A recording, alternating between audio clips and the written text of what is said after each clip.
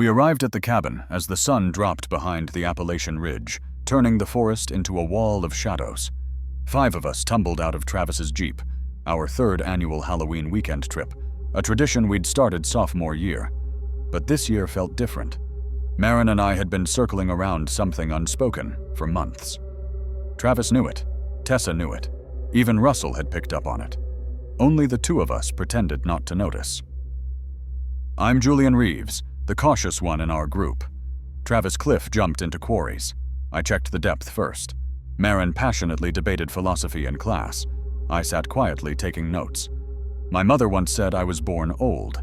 But tonight, with whiskey warming my blood and Marin's eyes on me, I wanted to prove I wasn't as timid as everyone thought. Travis pulled me aside while the others unpacked.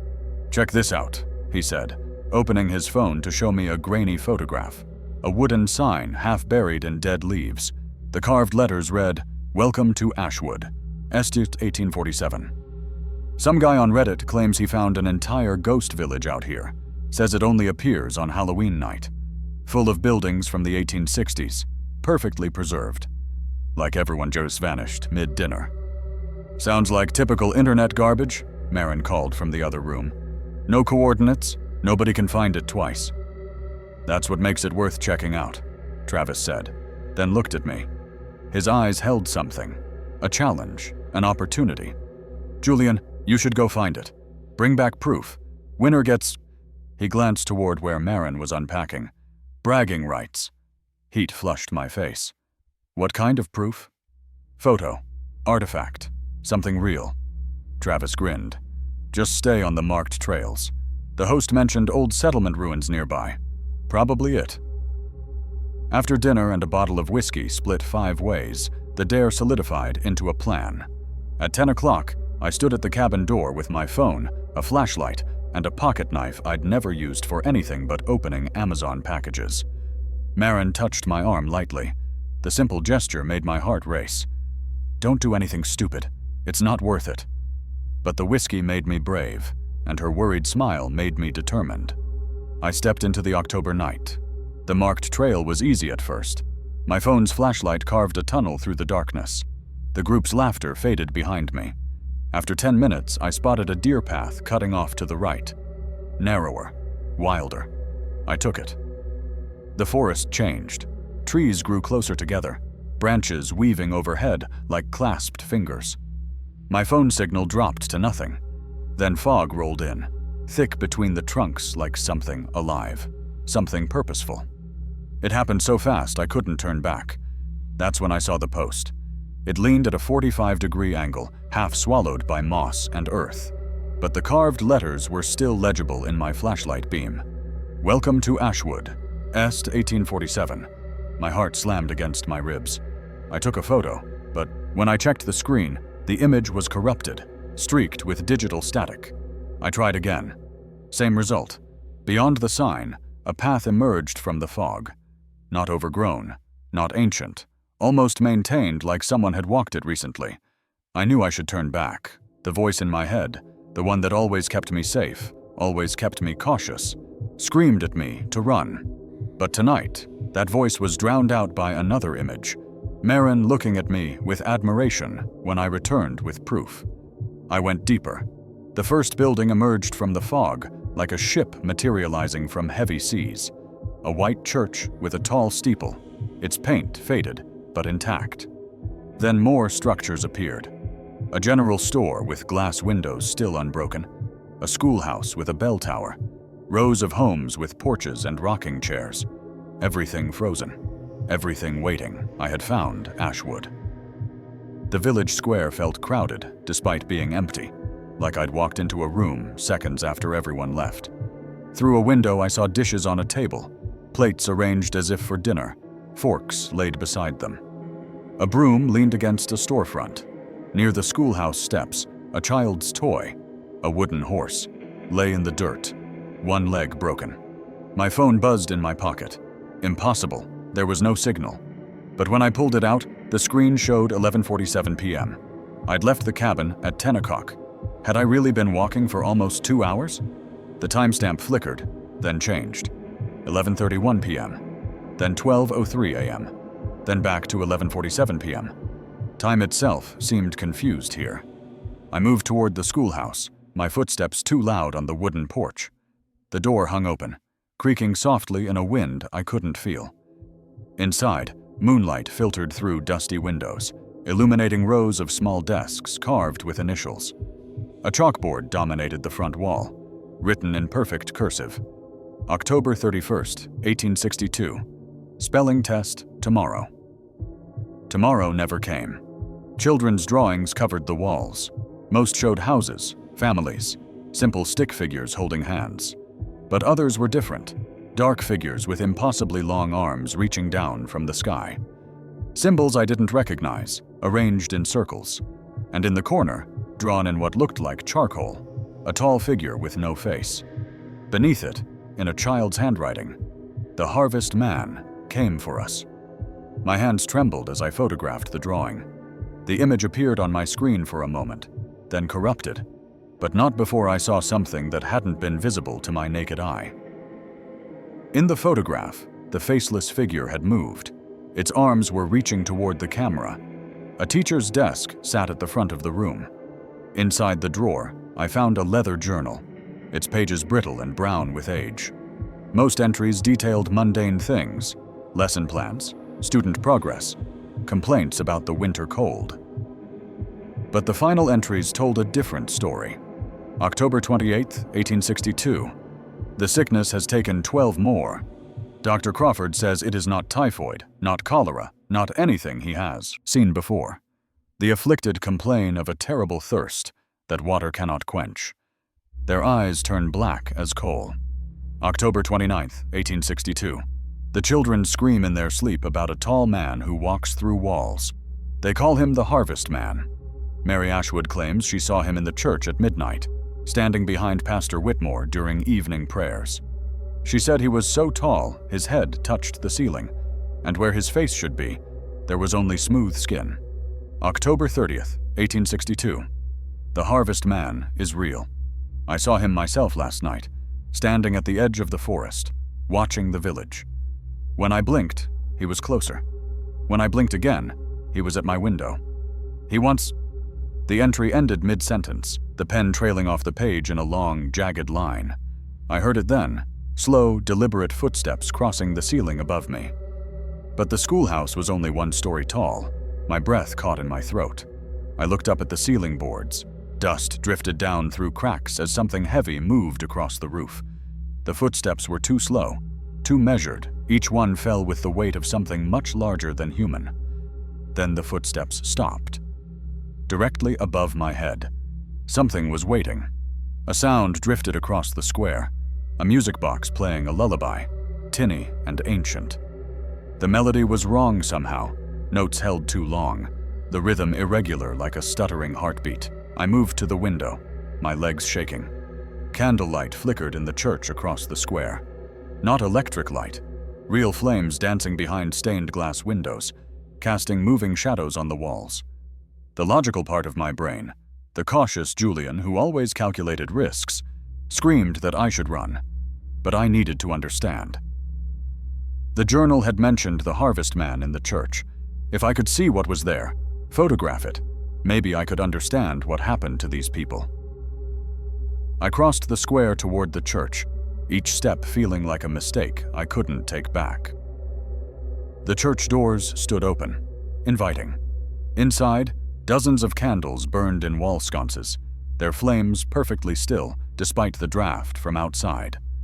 Wooden pews stretched toward an altar draped in white cloth, and sitting in those pews, perfectly motionless, were the people of Ashwood, men in dark suits, women in long dresses, children in Sunday clothes, all sitting with their backs straight, hands folded in their laps, staring forward at the altar, waiting for a sermon that would never come. I took a step inside, and every head turned toward me in perfect unison. Their eyes were completely black. No whites, no pupils, just void. Their skin was pale as moonlight, stretched too tight over their bones. When they opened their mouths, no sound came out, but I could see their teeth had become sharp and too numerous. The music box melody grew louder, coming from somewhere deeper in the church, At the altar, a shadow moved. It unfolded itself from the darkness behind the pulpit, rising until a figure stood there, impossibly tall, its head nearly touching the vaulted ceiling. The harvest man. Where his face should be was only smooth, featureless skin. His limbs were too long, his fingers extending like branches. He wore clothes from another century, perfectly preserved, and though he had no eyes, I felt him looking at me, seeing me, recognizing me. The congregation rose as one, 100 chairs scraping against the floor in perfect synchronization. They began moving toward me, not walking, but gliding, their feet barely touching the ground. The harvest man raised one impossibly long arm, pointing at me. I ran. Through the church doors, across the square, past the schoolhouse. Behind me, I heard them coming, silent footsteps multiplying, the music box melody chasing me through the fog. I crashed through the forest, branches tearing at my clothes, my lungs burning. The fog was thicker now, disorienting. I couldn't find the trail back. Every direction looked the same. Behind me, candlelight flickered between the trees. They were getting closer. Then I heard it. Running water. I burst through a thicket and nearly fell into a creek, the water rushing over rocks with a sound like salvation. Without thinking, I plunged in. The shock of cold water hit me like a fist, but I waded across, the current pulling at my legs. Behind me, the candlelight stopped at the creek's edge. The figures stood there, watching, unable or unwilling to cross. The harvest man towered behind them, his blank face turned toward me. He raised his hand again, not pointing now, but beckoning. And I felt it. A pull, a whisper in my mind. Stay. Join us. No more fear. No more pain. Forever. The cold water shocked me back to clarity. I scrambled up the far bank and ran, leaving them standing at the water's edge like statues. Julian, where are you? Travis's voice, real, rough with panic. I tried to shout back, but my voice came out as a croak. I was so cold I could barely move. I crawled toward the sound of their voices. They found me collapsed by a different part of the creek, soaked through, lips blue. Russell pulled me up while Tessa wrapped her jacket around me. Marin's face was white with terror. Jesus, we've been looking everywhere, Travis said. You've been gone 20 minutes. Your trail just stopped like you vanished. 20 minutes? My watch was dead, water having seeped inside. I was there for hours. The village, the church, they were all… You're hypothermic, Russell interrupted. We need to get you warm. Back at the cabin, wrapped in blankets by the fire, I told them everything while my teeth chattered. They exchanged glances, the kind that said too much whiskey, got lost, hit his head. My phone, I said. I took photos. Marin handed it to me, armed to me. The screen was shattered but still powered on. I opened the photo gallery. Most images were corrupted, digital noise and static, but 3 photos had survived. The schoolhouse chalkboard, with its message about tomorrow's spelling test. The child's drawing of the harvest man, his arms now extended toward the camera, though I remembered them at his sides. And the 3rd photo made everyone go silent. It showed the church window from outside. Pressed against the glass were dozens of pale faces with black void eyes, staring directly at the camera. And towering behind them stood the harvest man, his head touching the ceiling, his blank face somehow looking straight through the phone screen at us. Travis frantically searched on his phone. After a moment, he turned the screen toward us, his face pale. A Wikipedia article described Ashwood, Virginia, a small settlement established in 1847. On November 3, 1862, a traveling preacher arrived to find the entire village abandoned. Food still warm on tables, fires burning. 214 residents vanished without a trace.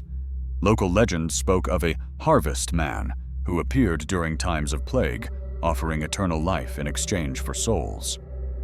We're leaving at first light, Tessa said. But at midnight exactly, the music box started playing. We all heard it, that distorted lullaby drifting through the trees. Through the cabin window, we saw them, a procession of candles moving through the forest, getting closer. Behind each flame, a pale face with void black eyes. They stopped at the edge of the clearing, just beyond the tree line. Waiting, watching. Russell locked the doors and windows. We huddled in the center of the cabin, listening to that music box play its broken melody. I understood then. The running water had saved me. I'd crossed the boundary before midnight, before the transformation could take hold. But they'd seen me. They knew I'd witnessed their existence. "Why aren't they coming closer?" Tessa whispered. I looked at the cabin's foundation, built on stone with a creek running underneath. Running water. The cabin's over running water. They can't cross it. We waited through the longest night of my life. The candlelights never moved closer, but they never left. Behind them all, towering above the trees, stood the dark silhouette of the Harvest Man. At dawn, as first light touched the horizon, they faded, not walking away, just becoming translucent and then gone. But in the dirt at the clearing's edge, dozens of footprints remained. And on the porch steps, we found a small cloth doll dressed in 1860s clothing, button eyes sewn with black thread. Clutched in its tiny hand was a note in antique script. "You were seen, you escaped, but memory is long, and Halloween comes every year. We will wait for you, Julian Reeves. We will always wait." That was 3 weeks ago. We left immediately, threw everything in the Jeep and drove. I reported what happened to the police, showed them the photos. They were polite, but skeptical. I still have the doll. I've tried to throw it away 4 times, but it keeps reappearing. In my closet, under my bed, in my backpack. Some nights, I hear the music box playing from inside my dorm room. Marin and I are together now, but she has nightmares about pale faces pressed against windows. The worst part is the calendar. Every day, October 31st, gets closer, and the note said they'd be waiting. Sometimes I check the photos on my phone. Each time I look, the Harvest Man is in a slightly different position, closer to the camera, as if the photograph is a window and he's slowly walking through it. Last night, I woke to find the doll sitting on my chest, its button eyes staring at me. The note in its hand had changed. 363 days until we meet again. I don't know what will happen next Halloween. I don't know if running water will protect me again, or if the Harvest Man will find a way across. All I know is that I found Ashwood. I saw what hides in the spaces between worlds. I learned that some places exist outside time, waiting for the veil to thin. And I learned that the most dangerous thing you can do isn't finding a ghost town. It's being seen by the ghosts who live there. I bought the house on Oak Street for $32,000. That's what passes for a deal in Millbrook these days. The realtor, a nervous woman named Patricia, kept apologizing for the cosmetic issues. Peeling paint, cracked windows, a basement that smelled like rust and old water. I didn't care. After Linda died and GM closed the plant, I needed something cheap and far enough from memories. My name's Spencer Grayson. I'm 62 years old, retired whether I wanted to be or not. 37 years on the line at the auto plant, then nothing. They gave us watches and handshakes and sent us home. Linda got sick 6 months later. Lung cancer, never smoked a day in her life. My kids, Diane and Michael, they live out in California and Florida now. Good jobs, their own families. They call every Sunday like clockwork, asking when I'm going to sell this place and move closer. Not yet, I tell them. This is home now. The house is a 3-story Victorian, built in 1912 when Millbrook still had a steel mill and a future. Most of downtown is boarded up now. The pharmacy closed last year. The diner where I get my morning coffee only stays open because old Martha refuses to retire. Half the houses on my street are empty, yards gone to weeds. But my neighbor Elias, he's good people. 68, Vietnam vet, been here 40 years. We fish together on Saturdays, drink Budweiser on his porch, don't talk much. That's how I like it. I moved in October 2020. The house needed work, but I know my way around tools. Spent 30 years fixing assembly line equipment, I can handle some plumbing and drywall. Started with the first floor, left the third floor alone. Didn't need 3 stories for just me. Halloween came 2 weeks after I moved in. I bought a bag of candy, put it in a bowl on the porch. Didn't expect many kids. Town's dying, families move away. But a few showed up. Spider-Man, a princess, a ghost made from a bedsheet. Around 7:30, my porch light turned on by itself. I was in the living room, watching the Steelers game. Heard the click, looked up, saw the light blazing through the front window. Thing is, I hadn't put a bulb in that fixture yet. Been meaning to, but hadn't gotten to it. I went outside, checked. Sure enough, no bulb. Socket was empty. But I'd heard it click, seen the light. Elias was sitting on his porch across the street. "Everything okay, Spencer?"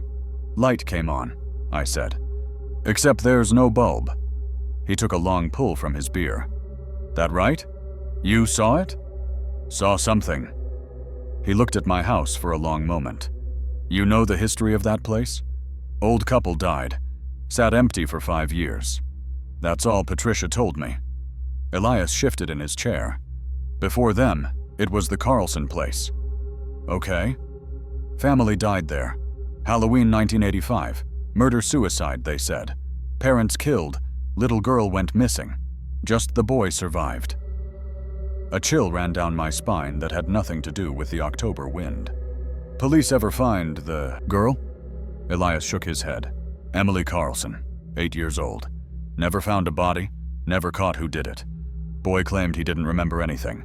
Found him hiding in the basement covered in blood. State took him, adopted him out, changed his name." "Jesus. Yeah." Elias finished his beer. "Probably just old wiring, Spencer. Houses do strange things." But it wasn't just the light. That night, around 8 o'clock, I heard children laughing upstairs. High-pitched giggles coming from the 3rd floor, the rooms I hadn't touched yet. I grabbed my flashlight and baseball bat, climbed the narrow staircase. The hallway was dark, wallpaper peeling in long strips. 4 doors, all closed. I opened them one by one. Empty rooms, dusty floors, nothing but old furniture covered in sheets. The last room on the right was smaller than the others. When I pushed the door open, cold air hit my face like I'd opened a freezer. 2 small beds against opposite walls. Bunk beds that had been separated. A toy chest between them. The calendar on the wall read October 1985, stuck on a picture of a jack-o'-lantern. Everything was covered in 40 years of dust, but underneath, the room was frozen in time. Like someone had just walked out and never came back. I stood there for maybe 5 minutes, listening. Nothing now, just the wind outside and the house settling. I closed the door and went back downstairs, poured myself 3 fingers of whiskey, and called it a night. The next morning, I found 3 small pumpkins lined up on my porch. I hadn't bought any pumpkins. One of them had letters scratched into it, faint but visible in the right light, Emily. I threw them in the garbage and told myself kids were messing with me. New guy in the neighborhood, old spooky house, Halloween pranks. Made sense. But Elias's story stayed with me. The next year passed quietly. I fixed up the 1st floor, painted the kitchen, replaced the furnace. Got a part-time gig doing security at the Walmart off Route 22, 4 nights a week. It gave me something to do. Kept the bills paid. Diane called every Sunday. Asked about my health, my diet, whether I was making friends. I told her I was fine. Linda's been gone 3 years now, but some days it feels like yesterday. I still reach for her side of the bed in the morning. Still make too much coffee. The house helps, in a way. Gives me projects, things to fix. Keeps my hands busy. Halloween 2021 came around. I bought candy again, put out decorations this time. A scarecrow, some fake cobwebs. Trying to be normal. 6 o'clock, I noticed muddy footprints on my basement stairs. Small footprints, child-sized, leading up from the basement to the 2nd floor, then disappearing. I hadn't been in the basement all day. Checked the door. It was locked from the inside. 7:30, the 3rd floor window opened by itself. I was standing in the yard, watching it happen. The window just slid up, curtains blowing out. No one visible inside. By 8:15, my old radio in the basement turned on. I'd found it down there when I moved in, didn't even know if it worked. But now it was playing clear as day. Monster Mash, that old Halloween song. I went down and unplugged it. The music kept playing. Around 9:45, I heard them. 2 children's voices from upstairs, playing some kind of game. "Emily, where are you?" "I'm hiding, Tommy. Come find me," I called Elias. He came over with his own flashlight, and we searched the 3rd floor together. Found nothing. Just dust and old furniture and that freezing cold room with the twin beds. "You need to know something," Elias said, as we stood in that room. "The boy who survived? Thomas Jr. He and Emily were twins, 8 years old, both of them. Police found him in the basement," Elias continued, his voice low. "Parents were dead upstairs, stabbed and beaten. Emily was just gone. Tommy kept saying he didn't remember, didn't see anything. But Spencer, the way people tell it, that boy wasn't right even before that night. At 11 that night, something started pounding on the basement door from the inside. Heavy, rhythmic banging that shook the frame. Then at midnight, I heard a woman screaming, followed by a man's voice roaring in anger. The sounds were so real I called 911. The cops came, found nothing. They knew the house's history. I could see it in their eyes. They thought I was a lonely old man losing his grip. Maybe I was. The next morning, the bathroom mirror was cracked in a perfect X. And in the 3rd floor closet, I found a doll I'd never seen before. Old-fashioned dress, faded red fabric, a tag sewn into the collar. Emily Carlson. I should have left then. Diane was begging me to sell. Move to California. "Dad, you're alone in that house. It's not good for you." But something kept me there. Stubbornness, maybe. Or something else. That little girl's name scratched into the pumpkin. The doll with her tag still attached. She'd been 8 years old. Someone's daughter. Halloween 2022 was the worst. Linda had died that March, and I was barely holding together. The house knew it somehow. At 7 that evening, every light in the house went dark except for the 3rd floor. Those windows blazed like beacons. I saw them this time. 2 small shadows running through the upstairs hallway. Then heavier footsteps, an adult following them. At 8:30, the basement door swung open on its own. The smell hit me first, metallic and wrong, like rust and old meat. Then I heard Linda's voice from upstairs. "Spencer, help her. Emily needs help." It wasn't really Linda. I knew that. The voice was wrong, distorted, mixing with a child's pleading tone. But it pulled me up those stairs anyway. The twins' bedroom door was open. I hadn't been in there since that first Halloween. Now I stepped inside, and my blood went cold. The room looked lived in, fresh. The beds were made, toys arranged on the shelves. The calendar still read October 1985, but the dust was gone. On the wall, written in what looked like red crayon, were words that made my stomach turn. Tommy did it. The mirror on the dresser showed my reflection, and behind me 2 children, a boy and a girl, maybe 8 years old. Identical faces, pale as snow. The girl's dress was red. The boy held something in his hand that glinted in the dim light. I spun around. Nothing there. When I looked back at the mirror, only the girl remained. Her lips moved, but the voice came from everywhere at once, from the walls themselves. "He's coming back, Mr. Grayson. Tommy's coming back. He wants to finish it. He wants to bury me again." The room temperature dropped so fast I could see my breath. The lights flickered once, twice, then died completely. In the darkness, I heard the girl whisper one more thing. "Halloween. He always comes back on Halloween." I stumbled down the stairs, grabbed my truck keys, and drove to Elias's house. Slept on his couch that night. When I finally went back the next morning, the room was dusty and abandoned again, like always. But the words on the wall remained. Tommy did it. The Halloween store sat on Maple Street like it had always been there, though I swear I'd never noticed it before that night. My girlfriend Daphne and I had driven past this block 100 times, but somehow the place only caught our eye on October 31st, around 9:30 in the evening. "Wait, pull over," Daphne said, pointing at the storefront. Orange lights flickered in the window, and elaborate decorations filled every inch of the display. "We still need something for the mantle. Just 5 minutes?" I should have said no. We were already running late for the Halloween party at Dean's place, and the street felt wrong somehow. Too quiet, too empty for Halloween night. But Daphne had that look in her eyes, the one that meant she'd found something special, so I parked the car across the street. The bell above the door chimed when we entered, a sound like wind through a graveyard. Inside, the store stretched back farther than seemed possible. Aisles of costumes hung from the ceiling like bodies. Masks stared from the walls. Jack-o'-lanterns grinned from every corner, their candles casting shadows that moved wrong. "Hello?" Daphne called out. For a long moment, nothing. Then a man emerged from behind a tall shelf of fake tombstones. He was older, maybe 60, with silver hair pulled back in a ponytail. He wore a simple black shirt and jeans, but something about him made my skin crawl. Maybe it was how his smile didn't reach his eyes. Maybe it was how he moved without making a sound. "Welcome, welcome," he said, his voice smooth as oil. "Looking for something special tonight? Something that will really make an impression?" "Just decorations," I said quickly. "For our apartment. Nothing too elaborate." "Ah, but Halloween is about transformation, isn't it?"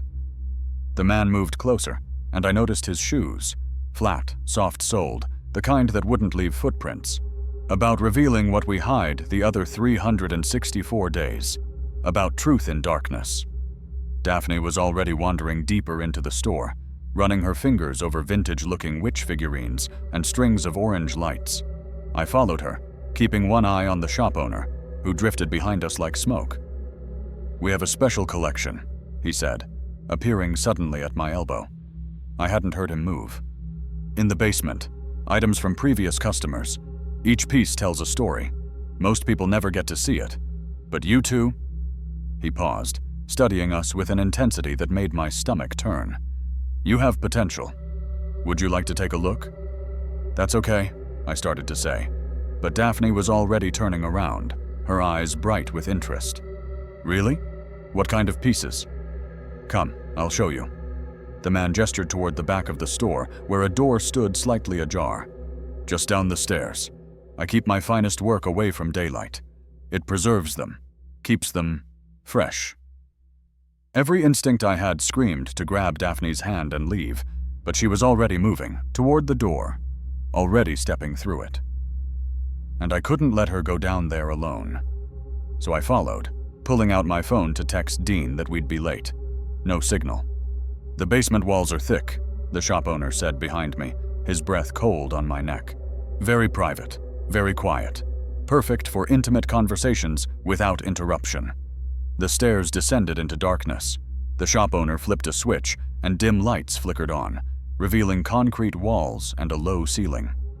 The air smelled wrong, like copper and something sweet and rotten underneath. And then I saw them. Photographs.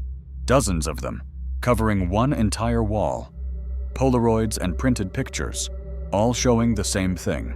Couples sitting in chairs, faces frozen in terror, eyes wide and wet with tears. "Just at the bottom," he said. "Go ahead. I'll close the door so the heat doesn't escape."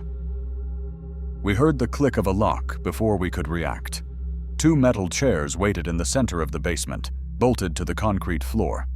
Leather straps hung from the armrests. Daphne's hand found mine, her fingers ice cold. "Sit down, please." The voice came from speakers hidden in the ceiling. Calm, patient. "The straps are just a precaution, to keep you focused. This won't take long, 3, maybe 4 hours. It depends entirely on how honest you are." "Let us out!" Daphne screamed, pulling at the door. It didn't budge. "I'll let you out when we're finished. I always do. Look at the photographs. Everyone in those pictures walked out of here eventually. Changed, yes. Enlightened, certainly. But alive." A pause. "Now sit, or I'll turn off the lights for an hour. Trust me, You don't want to experience this basement in complete darkness." We sat. The straps fastened themselves automatically with a mechanical whir, tight enough to hold, but not hurt. Not yet. Better? Much better. Approval in the voice, which somehow made it worse. "Let me explain the rules. I ask questions. You answer truthfully. I've done this 73 times. I know when people lie, and when you lie, there are consequences. Nothing that leaves scars on the outside. But you'll remember." The lights began to flicker, not randomly, but in a pattern. Fast, then slow, then fast again. It made my head hurt, made it hard to focus. "You see, I was married once," the voice continued, almost conversational. 32 years. I thought we were honest with each other. Thought we were different from all those other couples who smile in public and scream in private. Then I found out she'd been planning to leave me for 8 years. 8 years of lies, of fake smiles, of "I love yous" that meant nothing. She took everything and left me with a question. Does real love exist, or are we all just liars wearing masks? Daphne's hand trembled in mine between the chairs. So now I collect answers. Every Halloween, I find a couple. Young love, still fresh, still convinced they're special. And I ask them questions they've never asked each other. I strip away the masks. Some couples survive the truth, most don't. A soft laugh. Either way, I learn something. And they learn what they really are. "You're insane," I said. "Perhaps, but I'm honest about it. Can you say the same?" A pause. "First question, Caleb. Yes, I know your name. I saw your driver's license when you pulled out your phone. Have you ever thought about leaving Daphne?" My throat went dry. Daphne's eyes locked on mine, wide with fear and something else. Doubt. "No," I said. The lights went out. In the darkness, we heard a sound like metal scraping against concrete, getting closer.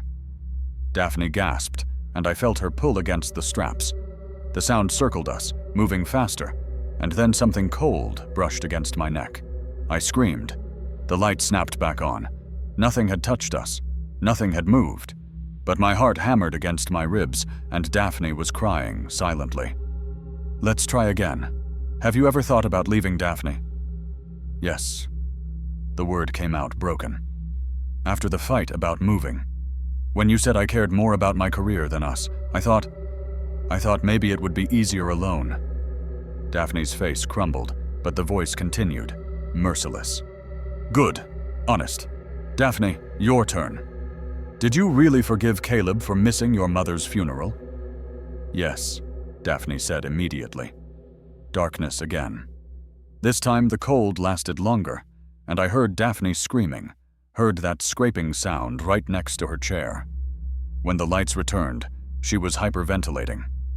"Did you really forgive Caleb for missing your mother's funeral?" "No."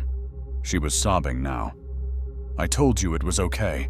I told you I understood about the work emergency. But I hate you for it.